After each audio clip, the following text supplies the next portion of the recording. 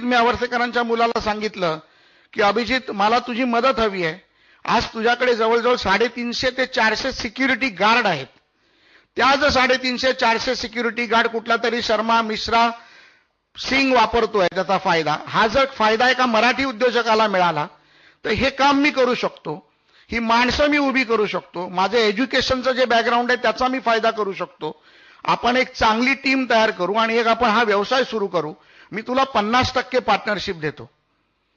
तोही माझ्याच वयाचा मुलगा होता, त्याच्यामुळे त्यालाही ती लालच आली. त्यांनी मला सांगितलं आपण सुरू करू. आम्ही त्याच्या वडिलांची परवानगी घेतली आणि क्रिस्टल नावाची मी कंपनी चालू केली. अक्षरशः 2,38,000 रुपयाच्या भाग भांडवलावरती अर्धे पैसे त्यांनी घातले, अर्धे पैसे मी कुठून तरी उभे केले, मी घातले आणि आम्ही ती कंपनी सुरू केली. ती कंपनी सुरू करत असताना पुन्हा एकदा माझ्या डोक्यामध्ये एक विजन होतं. जे विजन होतं की नुसती सिक्युरिटी कंपनी असता कामा नये, कारण जे आर्टिकल लिहिलं गेलं होतं त्या आर्टिकलमध्ये कंप्लीट फॅसिलिटी मॅनेजमेंट कोण देऊ शकतं ह्याच्यावरती लक्ष केंद्रित करणं फार जरुरी होतं. मग कंप्लीट फॅसिलिटी मॅनेजमेंट म्हणजे काय, तर त्या काळामध्ये CBRE असेल, ॲलिस रिचर्ड असेल, नाईट फ्रँक असेल, वर्कप्लेस मॅनेजमेंट कंपनी असेल, यांच्या ऑफिसेसला मी जायला चालू केलं. त्यांच्याकडे मी नोकरी मागायला जायचो, त्यांच्याकडून त्या आयडियाज कलेक्ट करायचो की कंप्लीट फॅसिलिटी मॅनेजमेंट म्हणजे काय. तर ज्याच्यामध्ये सिक्युरिटी आली, हाऊसकीपिंग आलं, मेंटेनन्स आलं, एअर कंडिशनिंग आलं, प्लंबिंग आलं, इलेक्ट्रिशियनचं काम आलं, कार्पेंट्रीचं काम आलं, कार्पेट क्लिनिंग आलं, फसाड क्लिनिंग आलं. ह्या सर्व गोष्टी जर एकत्र करतो त्याला फॅसिलिटी मॅनेजमेंट म्हणतात.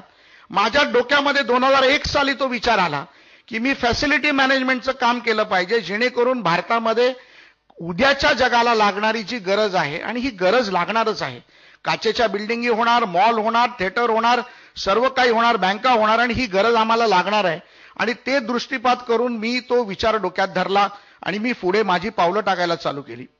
2001 साली सिक्युरिटीचा व्यवसाय, 2002 साली हाऊसकीपिंगचा व्यवसाय, 2003 साली कार्पेंट्रीचा व्यवसाय, 2004 साली प्रत्येक वर्षी एक मानाचा तुरा आपल्या डोक्यावरती खुपवायचा आणि लोकांपर्यंत जायचं. आणि 2005 साली कंप्लीट फॅसिलिटी मॅनेजमेंट म्हणून मी जेव्हा उभा राहिलो आणि मी पहिल्यांदा अतुल रुया नावाच्या फिनिक्स मॉलच्या मालकाला जेव्हा मी भेटलो, मी मुद्दाम नावं घेतो कारण या लोकांना मी भेटलेलो आहे म्हणून, त्यावेळेला त्या माणसाने मला सांगितलं, त्याच्या टीमनी त्यांनी मला सांगितलं की तुम मेरे टीम को मिलो. आणि मी त्यांच्या टीमला भेटलो. त्या टीममध्ये बरीचशी मराठी माणसं होती, काही वेगळ्या वेगळ्या जाती धर्माची माणसं होती, पण सर्व माणसं हिंदुस्थानी होती. त्यांनी मला सांगितलं की ये आपका काम नहीं है. मी बोललो बाबा हमारा काम नहीं है कैसा, हम तो